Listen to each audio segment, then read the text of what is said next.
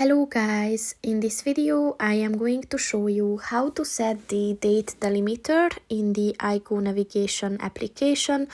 But first I just want to mention, don't forget to subscribe to my channel, because at 10,000 subscribers I am going to show you my whole YouTube revenue statistics and growth strategy, as well as how to make money online. Let's jump into it. First of all, open the application on your phone. And then click on the three lines at the bottom of the page on the right.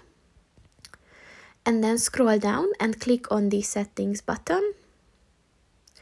And then click on the regional button. And then click on the units and formats button. And within this section, look for the date delimiter button and just click on that.